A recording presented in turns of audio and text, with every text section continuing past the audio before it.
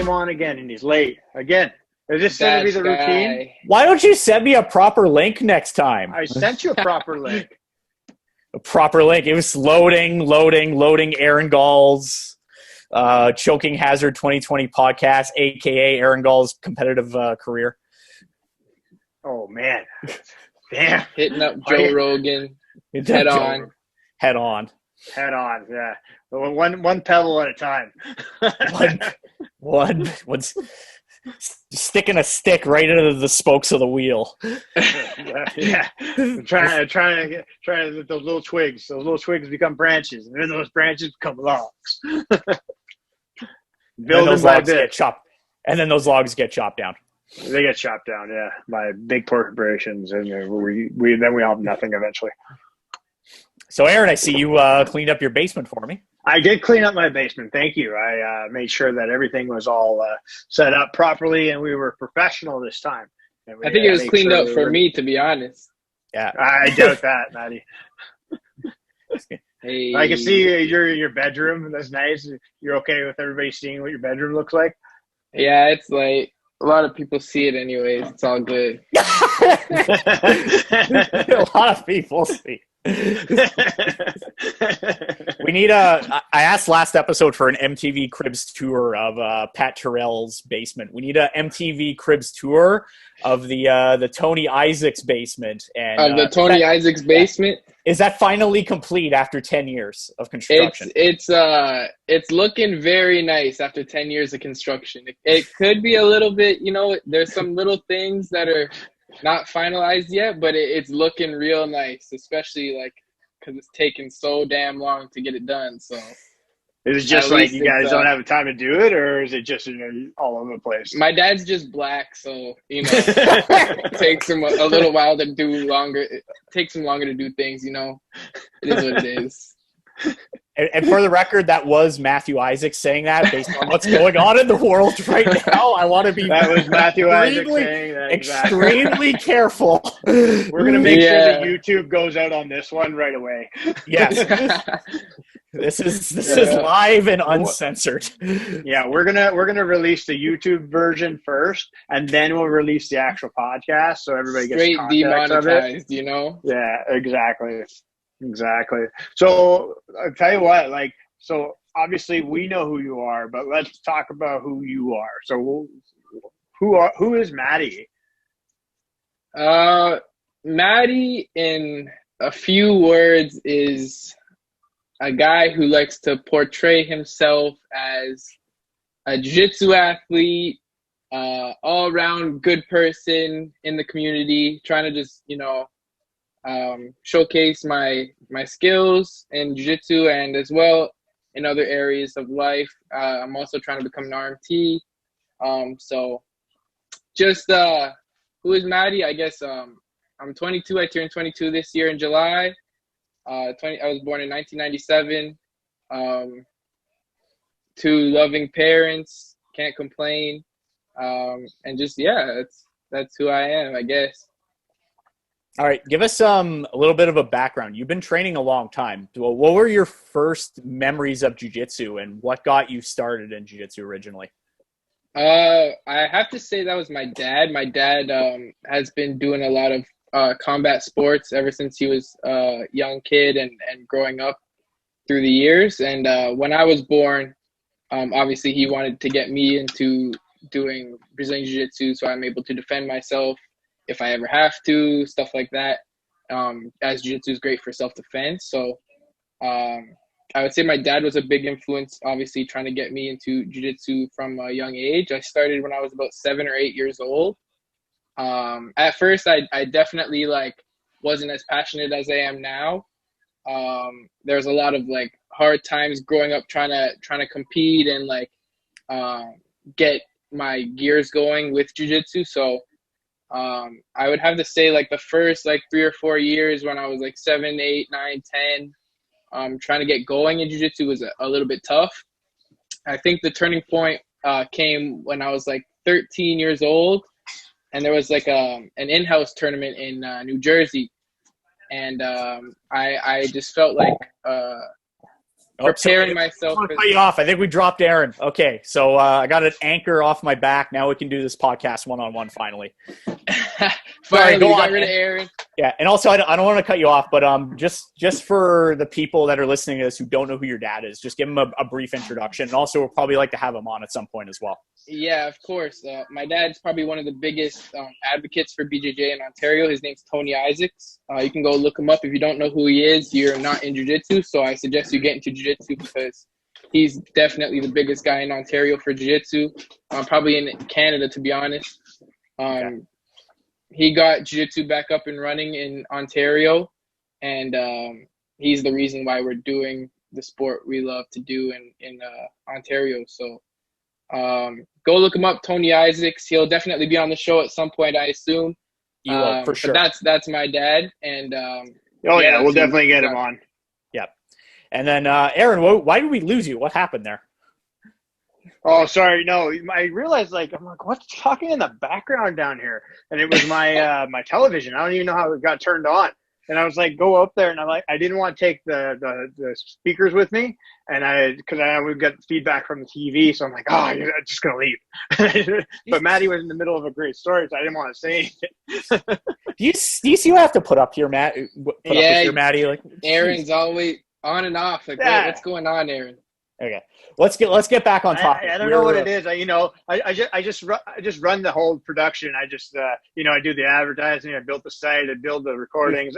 Whatever. You can't even keep your basement. You can't even keep your basement clean. You can't even turn the TV off to record an episode. Apparently not. Apparently.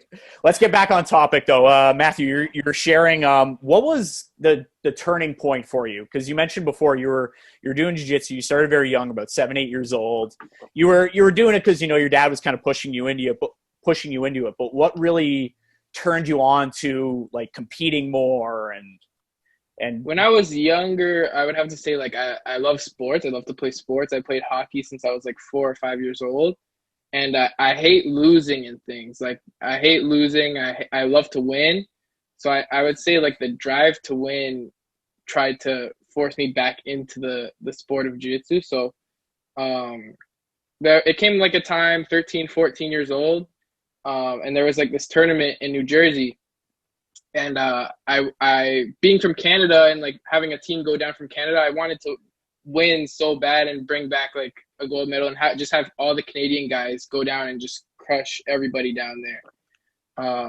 So I would have to say that was the turning point. I went down and I ended up winning gold in that tournament. And I think 11 or 10 out of the 11 people that went down from Canada, we sort of went down as a team. We all took gold, and we took 1 silver back home to Canada that weekend. So I think that would be the turning point of when I really started to focus more on competition and focus more on getting better. So when you look at you're developing that mindset of competition, obviously from where you were, do you start getting that right after that point? So where do you kind of what's the mental checklist that you have where it's keeping your mindset in a spot where you're comfortable all the time to be in competition, whether it's in training or not? I think training and competition is very, very different. Training, it's sort of you don't really have the nerves and the jitters that you would in a competition setting. I'm sure Mike, you know what it's like being a competitor, having competed before. No, I don't. I haven't competed in years. But you did compete on the show. I can't lie. And for the first half of that match, you were looking a little shaky there, and then you pulled that all back together, I had to remember how to do jiu-jitsu for the first few minutes of that, actually. Exactly. So the nerves of competition is a lot different from just training in the gym with your friends and everything like that.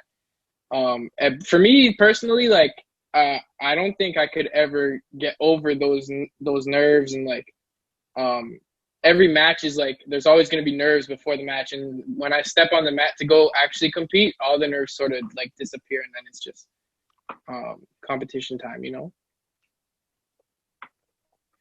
So what was so you mentioned before that that tournament down in New Jersey, was that your first experience with competing? No, I've been competing since I was like 7 or 8 years old, since I started jiu-jitsu. Um, I think that tournament in New Jersey was probably like where I really wanted to take competition seriously and then start to like really win. I hated losing when I was younger. I lost a lot. And like as I got older, like 13, 14, started to get a little bit more mature, I realized that I hated losing and I wanted to just win. And every time I step on the mat, I wanted to win, right?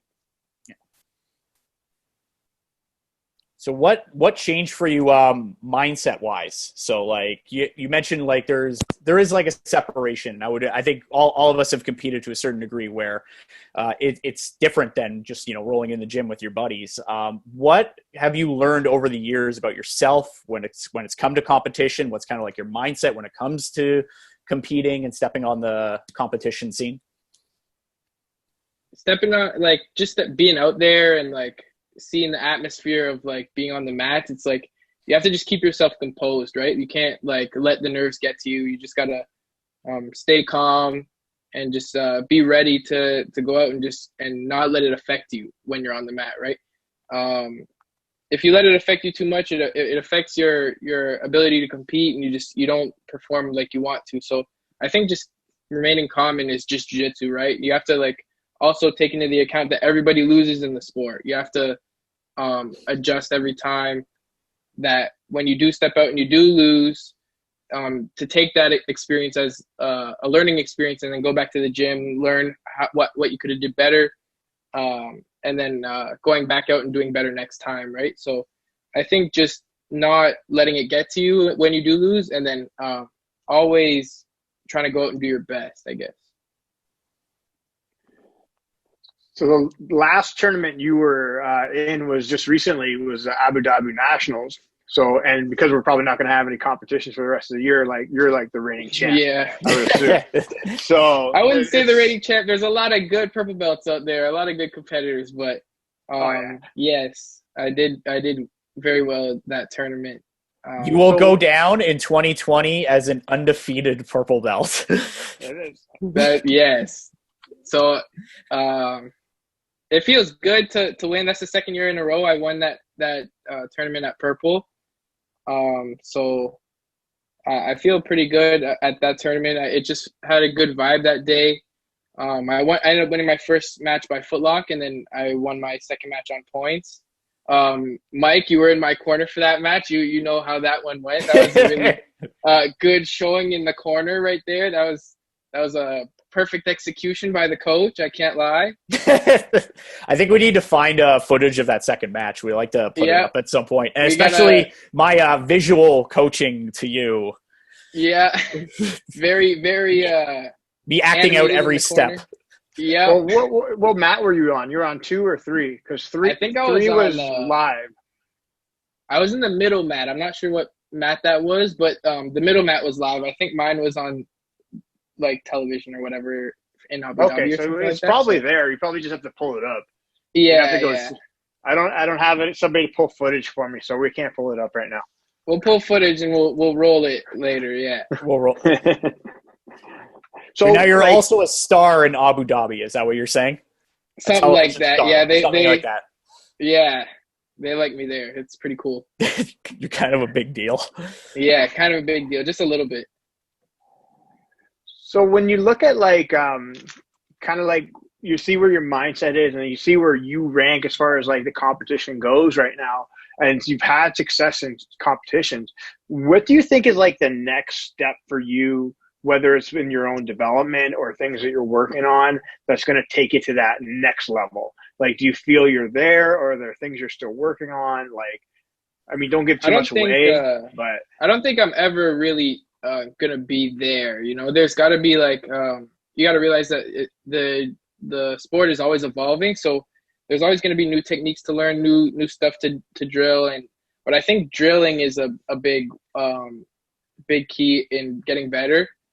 You always gotta. I think there's two things. It's the hard rolls and the drilling that sets aside the people that are really good from the people that are just average in the sport. I think hard rolling and drilling is the two key factors becoming really good. You need the Porrada. Is that what you're Yeah, saying? you need the Porrada. You can't go without the Porrada. If you don't have Porrada, you're not gonna get better. Is a key ingredient. Key ingredient. But the drilling, there's also those days where you have to take your drilling into account. And you have to just like slow down and allow that to take play too, because you learn a lot when you slow everything down. So, Matty, are you doing any like exterior training at all? So, like anything like whether it's be strength and conditioning or just conditioning based, or like are you watching your nutrition at all? I don't really watch the only time I watch my nutrition is like 2 weeks before a competition where I would have to cut weight. Other than that, I'm eating McDonald's and Wendy's and all that other good shit, right? So You're setting a good example for all the people listening to this podcast. That's technically a health. The high Matthew Isaac's high level nutrition, high level diet on display. You know, so there is times where I do watch what I eat. I eat pretty good when a tournament's coming up, but other than that, like throughout the year where it's just like a regular week, I can't say my nutrition's the greatest. But also in regards to other training, shameless plug, Loose Strength Therapy. He gets all my strength and conditioning needs out of the way. He's the greatest with strength and conditioning. We always go to his gym and have like these late night sessions where we just work hard, get in strength and conditioning and get out, right? So I would have to say strength and conditioning is a big one as well. You just have to stay in shape. You can't get out of shape. So how many days a week do you do that when you're in like competition training? Is like 2 days a week? Do you add that in, or you just kind of like? It's usually one really hard strength and conditioning day a week. We try to go. But I also do like strength and conditioning stuff on my own. So I would say 2 or 3 days out of the week we're doing some strength and conditioning stuff. I'm also trying to do some like field work outside with the sleds and stuff like that. So hopefully that helps. We're just seeing how it goes in the quarantine times. So if it helps over the summer. Hopefully we get better with that as well. The big question that everybody wants to know is, Matty, do you even lift? I hate lifting. I hate lifting. It's the worst thing ever. I feel like when I lift the next day, I can't feel my legs. I don't want to move. Like going upstairs, when I was in school and I would do lifting, I would never go upstairs. I would take the elevator because like going upstairs hurts. And after you do legs, bro, my legs, no. I'm a guard guy. I don't need my legs. Yes, you need your legs. You need your legs. This will be an important thing for you to add to your toolkit. Being able to leg press somebody off of you. Yeah, balloon sweeps. You mentioned Lou Strength. That's another James Lou for those who are listening. He's a therapist out in the Scarborough area. That's another person I'd like to have on as well at some point. You mentioned that he's an RMT, and you're that's a registered massage therapist. What got you initially interested in becoming a massage therapist? Was it James Lou himself? Was it other things? What was the kind of that connection I think, for you? What got me like the most into becoming an art, I didn't really know what I wanted to do after high school, as a lot of people don't know as well. And I sort of like, I love to play sports. When I was younger, I played a lot of sports. So I wanted to sort of stay in the field of athletes and athletics. And I sort of started looking at like therapies and way to help athletes, because when you see like your friends on your team get injured, it's like, oh, like I wish I could help you, but like you just gotta like heal and rest up, right? So I looked at a whole bunch of different ways to help, and massage therapy is like a very underlooked, and I think it's starting to grow now. But before, when I was younger, massage therapy was like unheard of to help people, right? So I feel massage therapy is a great way to rehab your body and get back to doing the sports you love. So I think just that, like helping my teammates when they're injured and stuff like that, I think that's what pushed me sort of towards massage therapy and trying to become a massage therapist.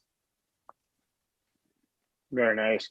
So when you like, obviously with the lockdown and all that kind of stuff, like, have you kind of established like a plan way forward? Obviously, even with your RMT, like what the next step is, or is it you just kind of like waiting on the wings to see where everybody goes and how the process is going to work, or you have an idea already? Yeah, I'm sort of just trying to like wait and see how everything goes. Obviously, still training a little bit, but it's sort of weird times, like you can't really do anything or go really anywhere, right? So, for the meantime, I mean, competitions are on hold. Some of my friends, they've already become RMTs. They're sort of not really working out in the field. You can't really see clients or anything like that. So, it's just sort of all on hold and just waiting to see how everything plays out, really.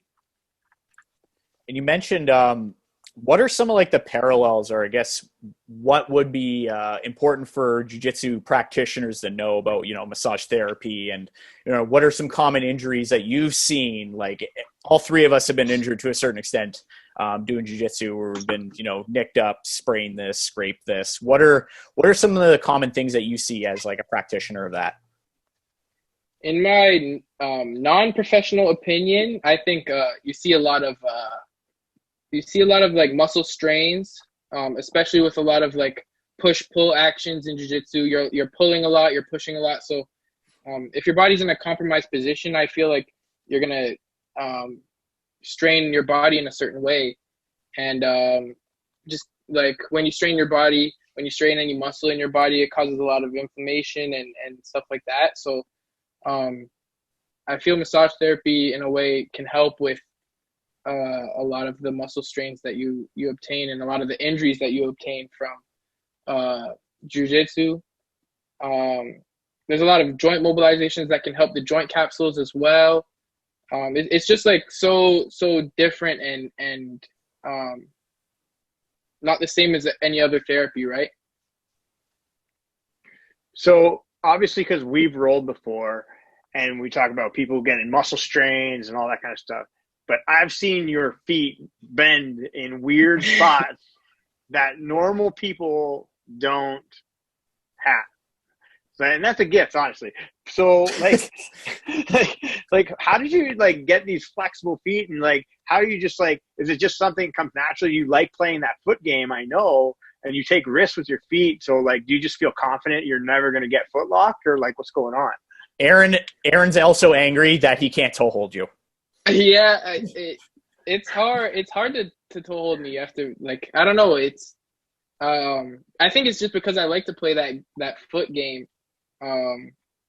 But I guess you build up a not an immunity, but like sort of like a tolerance to foot locks when you play that game a lot. And you just sometimes you get your foot stretched, right, in training, and your foot just like extends its range of motion in a way. Like you just build up a tolerance to footlocks over time if you get your foot stretched, and I think it's just having my foot stretched before. I just know what it feels like, and I know where to move in the direction of how not to get footlocked, I guess. I don't remember who it was, but I think it happened in like last year's Pans, or like the guy got toe hold, and basically his foot's like in shambles. I think that was a Homulo Bahal. Was it a few years at I Worlds? think it was actually. Like like a it was at couple years Pans. ago. Pans, yeah. It was at Pans, and yes. Like he gets toe hold, and the foot is just in shambles, and he's just like, I'm not tapping. I was like, it's in shambles, man. Like it's destroyed. There's nothing to stand on. I think that's just the will to win with that guy. He did not want to lose. I think he was winning that match too. I'm not sure who he was fighting. I think it was Patrick Gaudio. I think it might have been Patrick Gaudio versus Homulo Bahal. I'm not sure if it was Worlds or Pans, but I remember seeing his foot, and it was not how it was supposed to be. Did you see Craig Jones and Vinny recently? I missed it. I did not see that. Oh, when was you'll have to see that. That was like Submission Underground. So that was like I want to say like 4 weeks ago. and basically Craig Jones put him in a heel hook, and Vinny's like, no, not tapping, and he reaped it. The fucking ankle turned around, basically, like it just broke apart, like 180 degrees. Think of your ankle just spinning. And then Craig's looking at him, like, I'm sorry. And Vinny's just like, it's messed up anyways, just keep going. And I think the ref stopped it. I'd have to, don't quote me on that. Yeah, you got to go back and watch that fight. The footlock game, the 50, I have to say 50-50 is probably my favorite position. Other than like a dominant position like the back or something like that. But 50-50 is just like, I love playing that footlock game. So it is what it is. You know, if you get your foot stretched, it's just sometimes it's how it goes. Yeah. Well, you hit up that guy at Abu Dhabi 20 seconds in. Like, it was good, quick. I think it was in 26 seconds or something. Just double pull, footlock. Yeah, that's how it went. It was a good match. Yeah, unfortunate because the guy was on my team, but sorry, John. You should have warned him, man. I told him, but oh well, no big deal. Watch your foot. Too late. I was in the stands. I couldn't say anything. So let's another thing I wanted to ask you as well is you being a lighter guy, doing jiu-jitsu, not lifting, being a smaller man in a contact small human.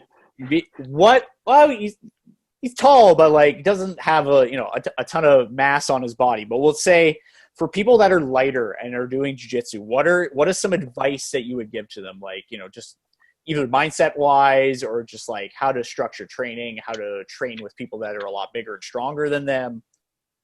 A word of advice would be, I guess, believe in your technique. Because technique wins almost every time. There is that odd time where the guy is really strong and he does get a dominant position on you and you can't get back because he is stronger, right? But you have to believe in your technique, I feel, because the technique will win almost every time.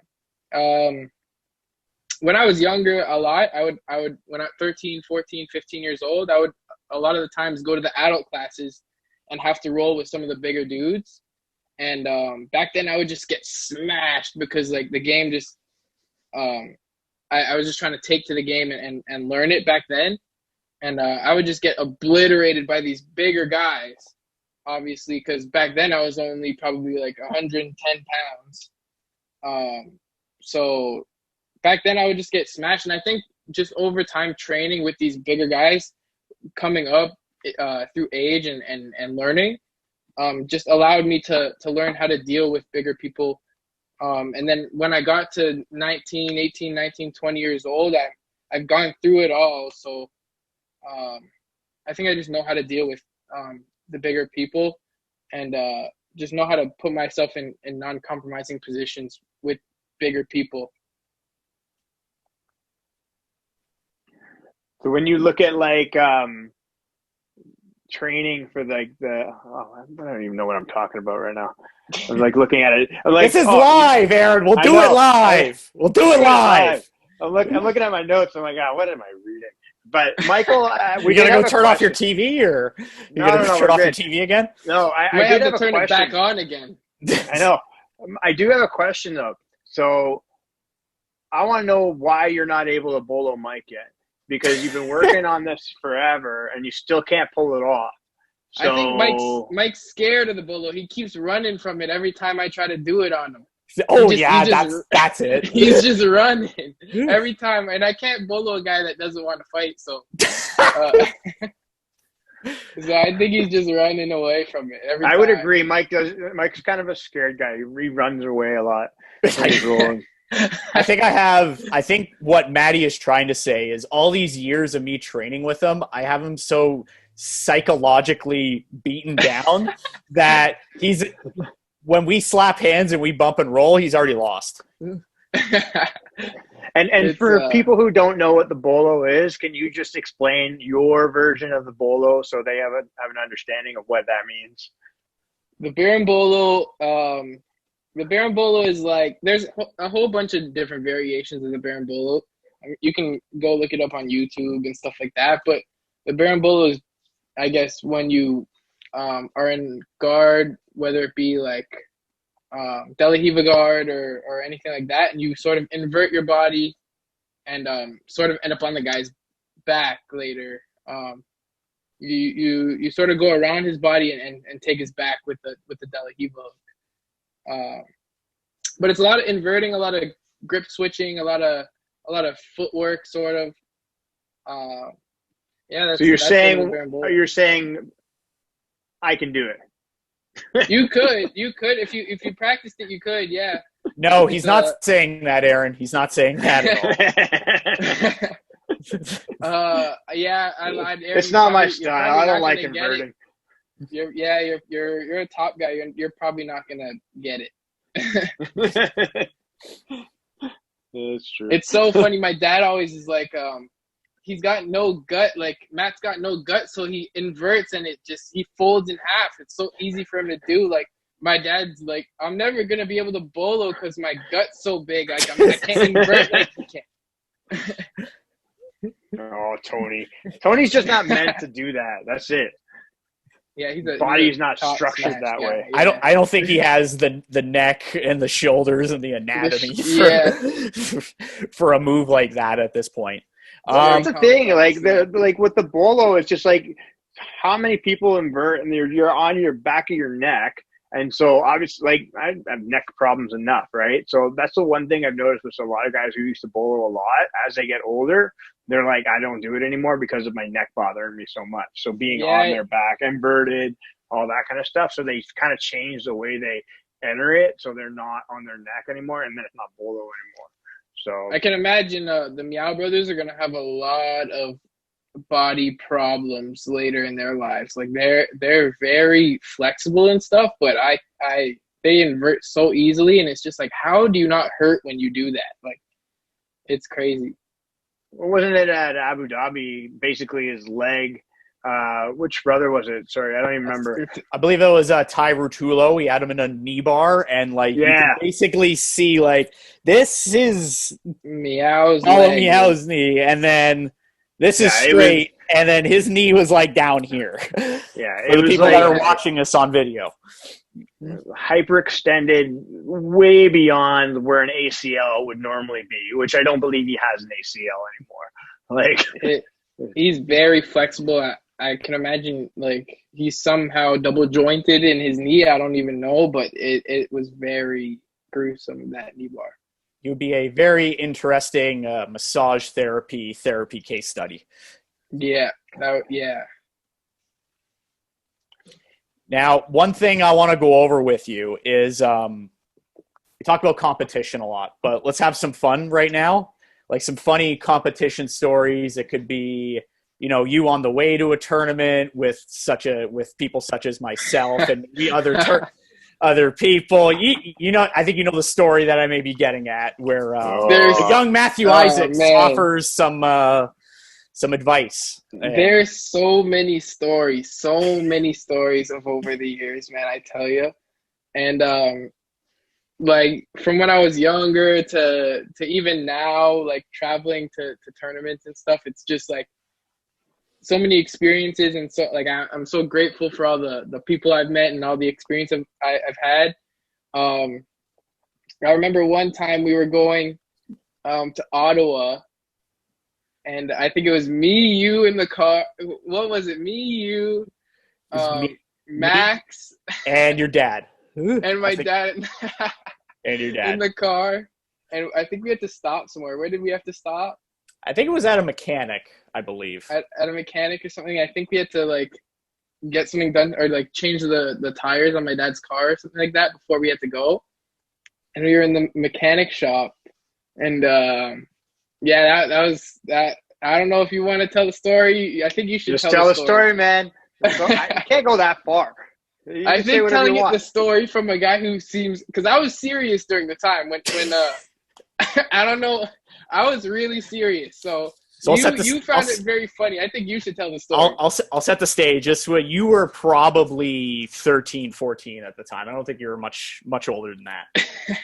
So it was the four of us. We were waiting for it was your Tony's tires to be changed so that we can be on our way to Ottawa to ref and compete.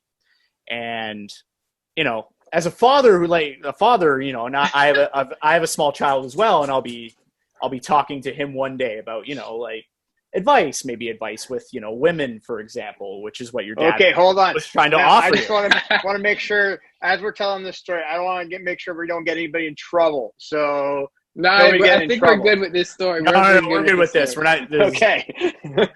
I think the only one who might be in trouble is Matty, but yeah, okay, all right. Confirm. All right, then no problem. So Tony's talking to his son. He's like, they're talking about girls and how you should treat a girl. And so Tony asked Matty, he's like, what's my number one rule when it comes to women? And then Matty, in the middle of the mechanic shop with about 20 or 30 dudes there, just yells out, always wear a condom. And I was really serious at the time. And I dropped to the ground laughing to the point where I was asked to leave by the receptionist. Max was laughing so hard. Shout out Max Mazira. Yeah. He was laughing so hard he fell out the door of the mechanic shop. He was just laughing so hard he was outside already, and then you were laughing so hard inside. The lady asked you to leave the mechanic shop because it was so loud. And then I think the best part was your dad's. He's like, "No, you idiot! He's be nice, be nice to them, treat them well." He's like, "Where did you learn this stuff? What is wrong with you?" He was probably a little bit embarrassed. He's like, I never told my 12-year-old to. It's not bad education though. That was good education. It's important, but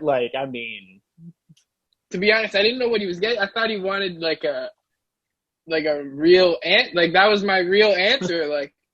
Obviously be nice. Be nice is just regular morals, I guess. But I thought he wanted an answer to the number one rule question. But it's all the same thing, I guess.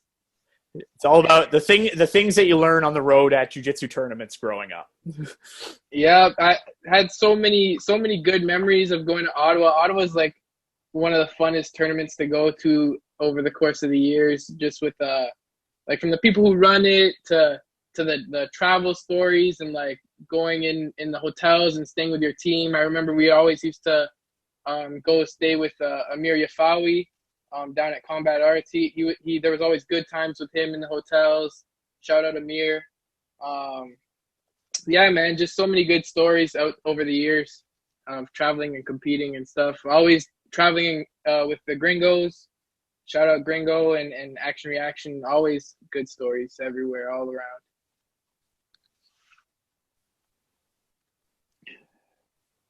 So when you look at special competition moments, what's one competition moment that's really stuck out to you on the competition floor or as a spectator? What in your own experiences, what would you say that is? As a spectator, just being in that Worlds in the Walter Pyramid, just being there for Worlds, watching Worlds. I think as a spectator, that's just being in that building every year. So sad I couldn't be there this year because of what's going on, but being there every year since I was 19 years old, just getting to watch everything that's going on, all the atmosphere and everything in that building, it's just so amazing. So I would have to say just every year at Worlds, being a spectator, watching that's just a great moment for me. As a competitor, I would just count every time that I get to step on the podium in the first place spot, I guess. I don't know. There isn't really one moment. It's just all the moments getting to compete, I would have to say is a great time. I would have to say the best competition would be, I would say in jiu-jitsu, I would have to say Pan Nogi in 2015, I think. I took silver. That was my best showing at an international tournament. And I would have to say my favorite tournament that I ever competed in was probably um, my grade 11 regional championships for wrestling. I think I fought 6 matches that day. I won 5 out of the 6, and then I got second. I finished second in the tournament, and then I was challenged for my spot to go to OFSA, which is the Ontario championship for high school. And I won my challenge match. Like it was such a weird position. It was such a crazy scramble, and I was sort of taken down with an ankle pick, and he walked sort of into a triangle. But in the rules in wrestling, you can't lock your legs into a triangle. So I just pinched my knees together, and I sort of had like a triangle on the guy in a wrestling match. And I used the triangle to sweep him, and I swept him, came on top, and I pinned him, and I won the match. And like my whole team went crazy in the corner, and that was to go to OFSA. So it was like a big match throughout the day. There wasn't very many challenge matches, so sort of everybody was watching, and it just felt like a great moment for my team. My dad was there. He was in my corner, so it was just I think that was my best tournament that I ever competed in for wrestling or jiu-jitsu. So how like you said challenge match? So just like, cause I don't really understand it. Like how does it work in wrestling? So like do you have a place already set, and then somebody challenged to take that spot from you, or how did it work? Yeah, so the way it works in wrestling, I'm not sure if it's the same in the States, but in Ontario wrestling for ROPSA, the way they did it was this is when I was in high school. I don't know if it's the same now, but I'm 5 years out of high school, right? So it's rules have changed. I have no idea. Exactly. So, but when I was in high school, the way it worked was the bracket was made. You fought the whole bracket. So I had 6 matches. I lost in the finals, so I placed second, but I never fought the third place competitor. So Gotcha. The third place, only the top 2 people go from my region, which was ROPSA, Region of Peel. Only the top 2 athletes get to go to OFSA. So I finished second. The guy that I lost to finished first. He beat the third place guy. Gotcha. So I never fought the third place guy. So because of that, he was able to challenge me for my spot to go to OFSA. He wasn't able to challenge me for the silver medal. I already won that. But he was able to challenge me for my place to go to OFSA. And that's the reason for the challenge match, is to give the third place guy an opportunity to fight the second place guy that he never got. Okay, gotcha. That makes sense. Okay, that's actually not a bad idea. Yeah, so I think that tournament, grade 11 ROPSA, was probably my favorite competition moment. Unfortunately, OFSA was in Brampton that year. Obviously, was grateful to go to OFSA, but I love traveling with my team, so having it be in Brampton, I was just staying at home. I wasn't really with the team in the hotel, you know. But obviously, OFSA is a privilege to go to every year in high school. So if you ever get the opportunity, I suggest you take that opportunity. Yeah, I'm way out of there, buddy. Aaron's about 25 years high school kids, you know. It's been a while. You guys are out of there, but for all the Aaron's high school about 25 years out of high school. I'll keep that in mind for the boys. It's funny you mention that, because a lot of times, like, you have a lot of extensive jiu-jitsu experience, but like you've also, you've wrestled a lot as well, especially in high school. Yeah, I took I obviously been training jiu-jitsu since I was 7. So when I got to high school, when I got to like 11 or 12 years old, grade 9 is 12 years old, right? So when I got to 12 years old, I sort of stopped doing jiu-jitsu down to like 1 day a week, and I focused on wrestling for all 4 years of high school. So I wasn't really focusing on jiu-jitsu during that time, and was sort of focused on wrestling because I wanted to be able to do the best I could in high school wrestling, right? Yeah. So let me ask you this, because you were competing in jiu-jitsu, you competed in wrestling, and you always hear debate, and I just want to hear your perspective on it more than anything, is like wrestling is the hardest sport in the world, right? Would you kind of take that sentiment, especially because you've trained both and you competed in both, saying that wrestling is harder than jiu-jitsu, or would you say it's vice versa, or you say they're on the same even playing field? where do you kind of stand on that? There are two different sports. I would say wrestling is I would say wrestling. A lot of the jiu-jitsu people might hate me for this, but I think wrestling is a lot harder than jiu-jitsu. I think it's a lot harder than jiu-jitsu. That's coming from a guy who's been doing jiu-jitsu since I was so young, right? So when I did high school wrestling, it was just like, I think the grind of wrestling is a lot more difficult than the grind of jiu-jitsu. There's a lot more grips and stuff in jiu-jitsu as well, but wrestling is just that mental toughness that you gain from just the training, the tournaments, the matches. You got to win sometimes like 7, 8 matches in a day to get even place in a wrestling tournament, right? So it's the same goes for jiu-jitsu as well, but wrestling matches are just a tough grind all the whole match, and you might have to do that 6 times a day. So I think you have the rules are different, the place is different. Yeah. Like, yeah, okay, yeah. I just wanted your take on it more than anything. Yeah, jiu-jitsu is definitely like a different sport, but I feel wrestling is a lot more tougher mentally sport than jiu-jitsu is. You think that kind of helped you with your competition mindset as well, like having that wrestling background?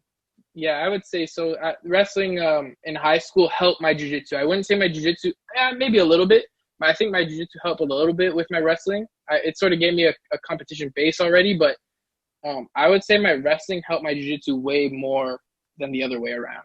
Yeah.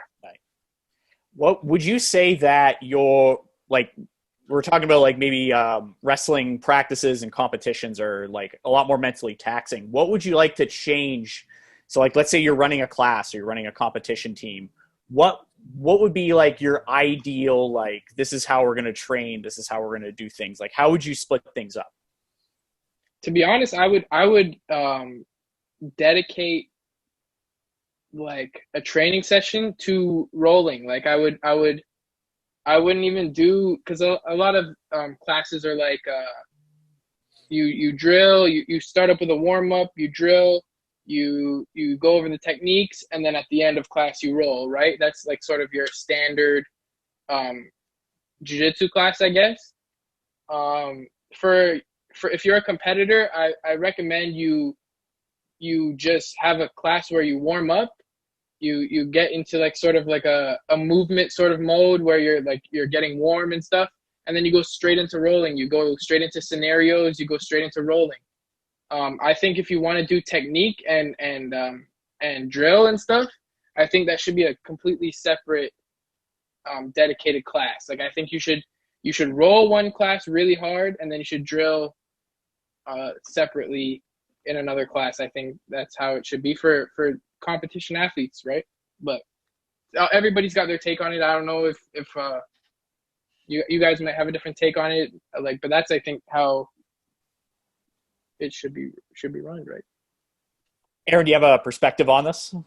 I think for younger athletes, absolutely. I think that's a good perspective. The way to look at it is like having because again, you're competing to roll, and that's how you need more practice, and more rolling gets you more practice every single time. And you can maximize that amount of time in there.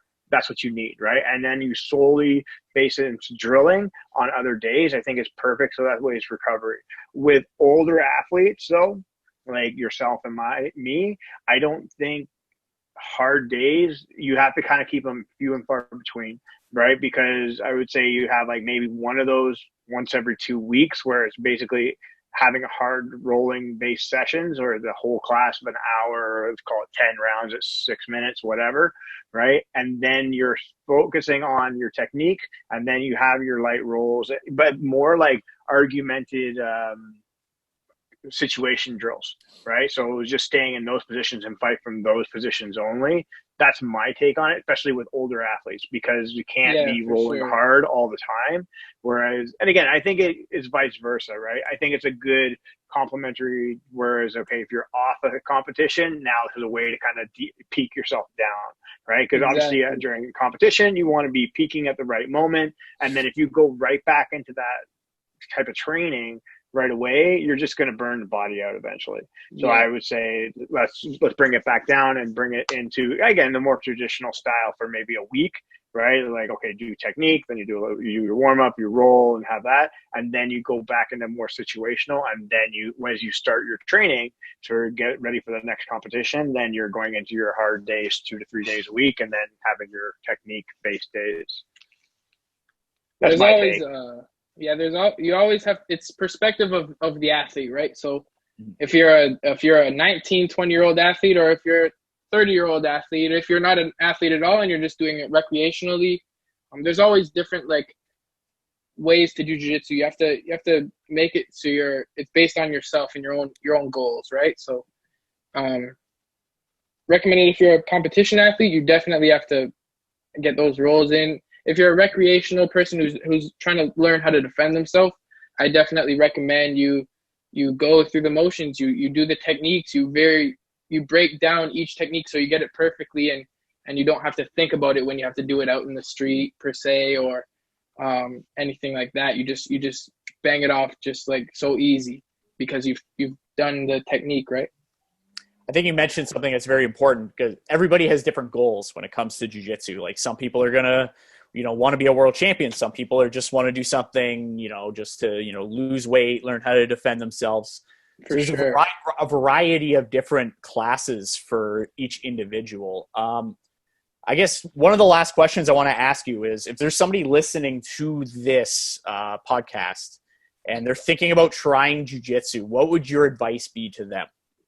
My advice would be jiu-jitsu could possibly be for everybody.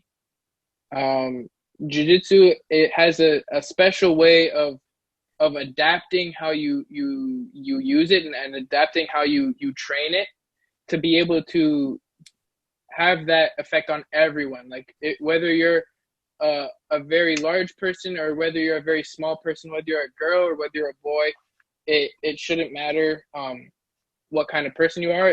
Jiu-jitsu can be for everybody. And I think that just giving it a shot and trying it, whether you want to be a world champion, there can be female world champions, there can be male world champions, or if you just want to do it recreationally to lose weight, to get in shape, I feel jiu-jitsu can be for everybody. And it's a great way to get in shape and lose weight, but it's also a great way to put into a sport and have a world champion there. And be one of the best competitive athletes in the world. Very nice. Aaron, do you have anything else you want to add? Yes, I actually have a two-part question. So, two-part. Okay. I have a two-part question. Yes. So, Matt, what is kind of like the next step for yourself? What's the next goal that you're working on? Obviously, when everything kind of gets lifted up, and then do bolos work in the street? You know what my answer is going to be to that. I'll start with the first one, because the second one I'm gonna So the first question, I would definitely say, for myself, the way I see it, especially right now, I'm just trying to stay training. I recommend everybody tries to stay in shape at some degree, because being at home in your house, like quarantine, with your family, can get very, like, you guys can butt heads a lot. So jiu-jitsu is a great way to relieve some stress, even just getting outside and going for a walk or something, just try to stay in shape, do some active stuff. But I'm just trying to stay in shape, move around. Me and my dad roll a lot in the basement. We got that basement base, so we can train in the basement. So I'm just trying to stay active, stay in shape, and can't wait for everything to come back to normal. I know the world's sort of a mess right now, and everybody's got to just like band together and stay unified. And I hope when we come back, the community can come together and we can all do something fun, get back to the tournaments and everything, right? Does bolos work in the street? My take is going to be, yes, bolos work in the street, but you obviously have to be mindful of everything else that goes on the street. There's weapons, there's punches, there's kicks, there's everything. So I recommend, if like you get in a street fight, you better defend yourself. If you're gonna do a berimbolo in the street, you better defend yourself and make sure, like, if you do it, it better work. So you would say, don't screw this up. Yeah. So one move you don't want to screw up. Yeah. So I recommend you do something else to make sure that you defend yourself better. But if you are very confident in yourself that your berimbolo is gonna work, by all means go take the guy down berimbolo, you know. But you better defend yourself before you try that. You know what I'm saying? What would Professor Dan say to that? Professor Dan would say, Matt, you're crazy. Matt, why are you doing berimbolos in the street? Like, he'd be like, why don't you just, like, take him down, stay on top? Why you got to berimbolo him? That's I could hear him saying all of that right now. I could just, yeah. I wonder what Enzo Gracie would say to that. I wonder. Yeah, I wonder what a lot of people would say to that. But I think that's going to be like my closing line on a lot of these podcasts now. Does berimbolo work in the street? Yeah, tune in next week. Tune in next week to see who else has a take on berimbolo in the street. I think that's my official closing line. So make it work. Berimbolos can work in the street if you know what you're doing, but if you don't know what you're doing, don't do it. Love it. So far we have a checklist. Berimbolo in the street 1. Yeah, that's Matty Isaac. So we'll put that up there. Doing other techniques 0. Doing other techniques 0. Awesome. Well, Matty, I really want to appreciate the time that you took today to kind of hang out with us and go over kind of like your experiences and obviously everything that you've kind of gone through in your very young jiu-jitsu career, but it's also vast and experienced, right? So I really look forward to seeing in the future. Obviously, we'll get back on the mats eventually, but thanks a lot again for coming on the show. We really do appreciate it. I wish you and all the best to your family, and we'll see each other soon. I appreciate it. Thank you guys for having me. It was great talking with you guys for however long we've been on here, but it's been great talking to you guys. Hopefully we can train soon. Mike, you're looking a little scruffy there. I see you got to trim up that beard and stuff, you know. I don't want to come back to jiu-jitsu and you're overweight too. You better be on in shape. So when I try to berimbolo you, I don't get squashed and stuff. You too, Aaron. Don't think you're getting away from this. It doesn't matter if I'm 120 or 220. You're still getting squashed. But Matty, before I let you go, you've been training a long time. I've known you a really long time. You evolved your evolution as a person and as a practitioner. You've evolved so much. But before I let you go, do you have any sponsors that you want to shout out as well? The floor is yours before we sign off tonight. At the moment, I would have to say thank you to Lou Strength Therapy for always being there for me, helping me out. He's always there with everything as my massage therapy needs, my strength and conditioning needs. He was there a lot when I hurt my MCL last year, so shout out to that guy. He's the best in the business for jiu-jitsu. Go hit him up. Thank you to King's Kimonos and Fighters Market. You guys outfit me every tournament, so thank you guys for all the gis and everything, and thank you for the support. I would have to say that's it for the moment. Anybody need any sponsorships, you can hit me up. And yeah, thank everybody for the support. We need sponsorships too, so don't hog them all. Exactly. Remember the tens and tens of dollars that we're going to be making on this podcast, Aaron. That day one. We're working on it. Day one podcast. I love being one of the original guests on this podcast. So when this podcast is huge, I can say I was one of the first, you know? Oh, yeah, and then we'll have you back for sure. 100%, we're going to have you back on again. Well, when everything lifts off. All right. When we're all lifted off. This is Michael Byers signing off. Aaron, take us away. Get us out of here. You can go clean your basement. Thank you, sir. My basement's clean. We're good. All right. Bye, everybody. Stay safe. Stay safe. Bye, everybody.